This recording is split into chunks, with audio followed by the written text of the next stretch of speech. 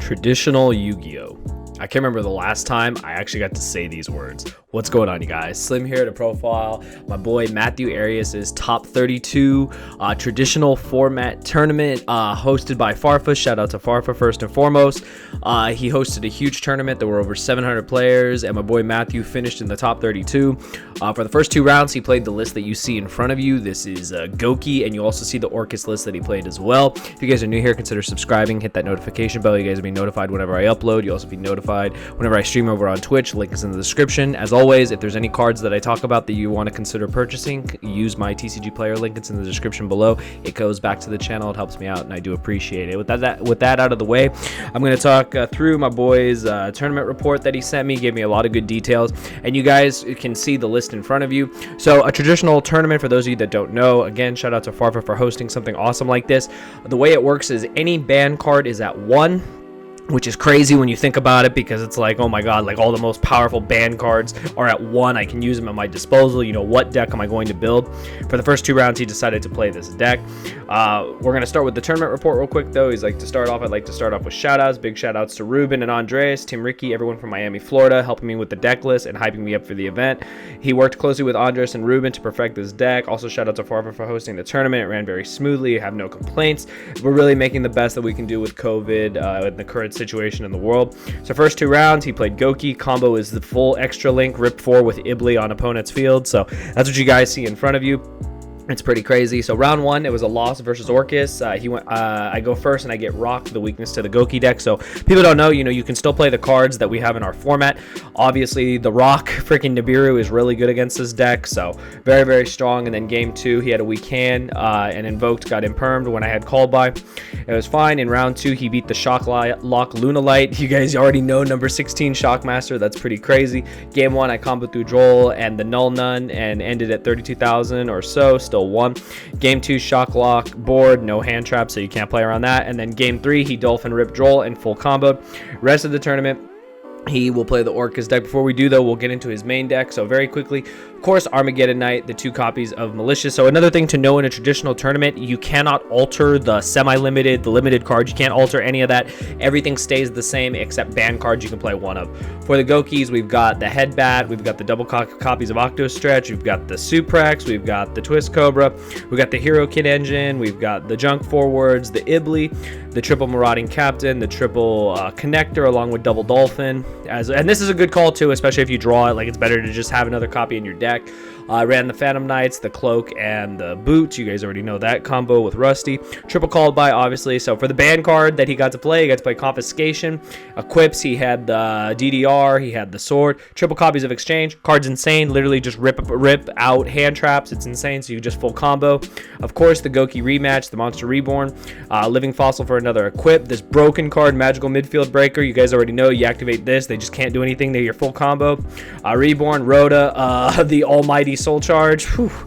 Those memories, though. The Forceful Sentry. Those of you that remember this OG card, this is another way to take cards from your opponent's hand, put them back in their deck, or discard them. This is really good because you just rip out hand traps, full combo, and it's game. And then 2 copies of the Shades of Brigadine.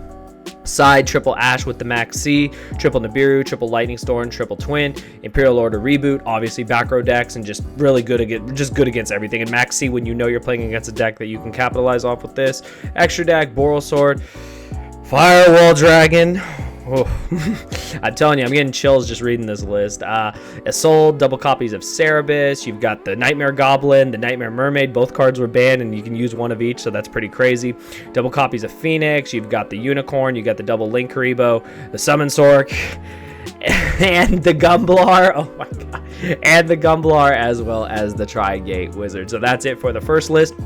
And then, like I said, for the rest of the tournament, he did use the list that I have in front of you, which is Orcust. So for the rest of the tournament, he went, there's a tournament he played Orcust, and he said, again, the ending combo is Summon Sorceress, Rusty, Dingirsu, Babel with Harp, Nightmare, Skeleton Engrave, and Wand under Dingirsu.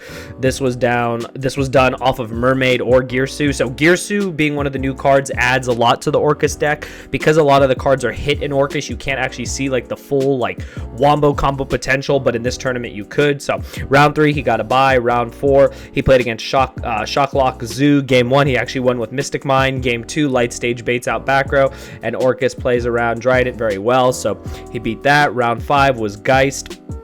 What it was the day of the list was 1 Faker, so remember that Faker was still at 1 before this tournament took place, so you weren't actually able to play 3.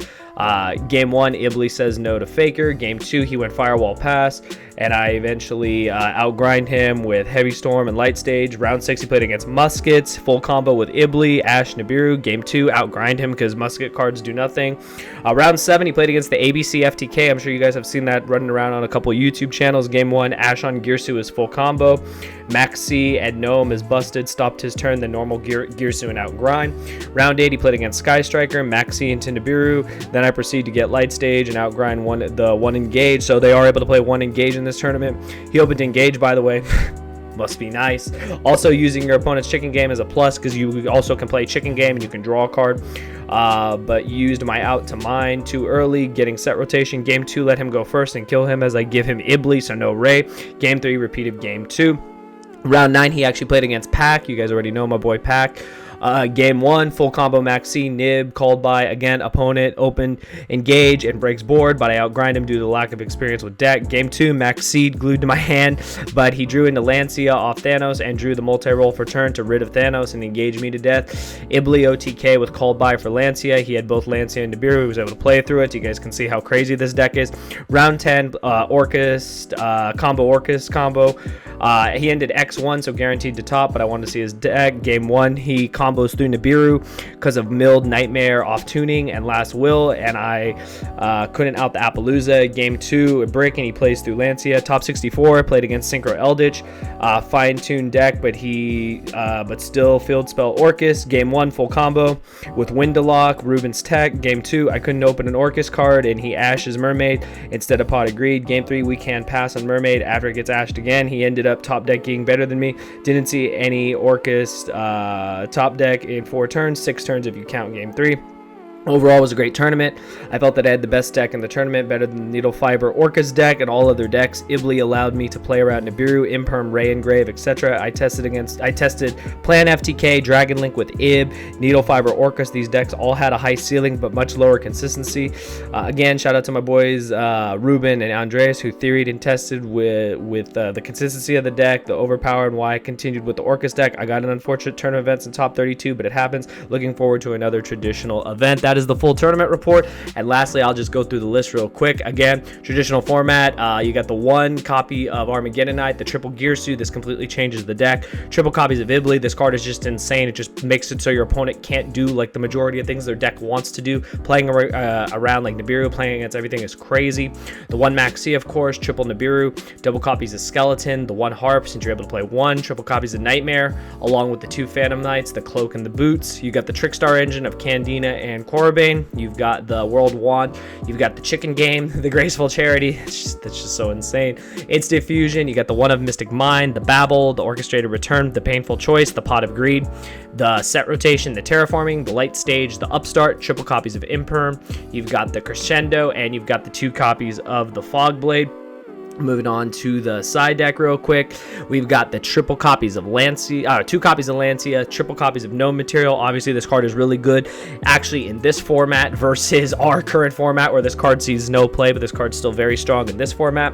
You got the Access Code Talker. I like that he side decked this, so he would board it in whenever you need enough, like an OTK, just a monster that the opponent can't respond to and whatnot. Triple copies of Called By. You got the Feather Duster and the Heavy Storm, along with triple Twin Twister and Red Reboot. Like, I'm not gonna lie, I would not want to play a back row deck in a traditional format, not with all this spell and trap like removal. That's like insane.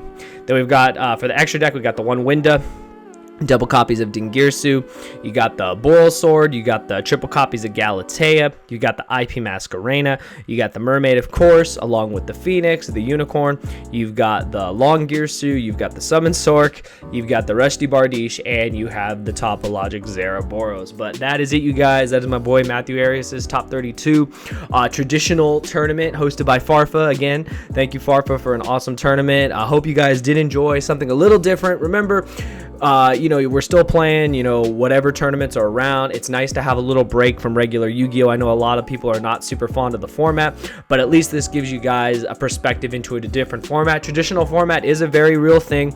Obviously, not a lot of shops do run tournaments like that, or even did before the pandemic. However, there are people that do play traditional formats, not only online, but in other tournaments. I have heard about these type of tournaments, so they're pretty crazy. You guys should definitely check it out. I think it'll give you a different perspective on Yu-Gi-Oh!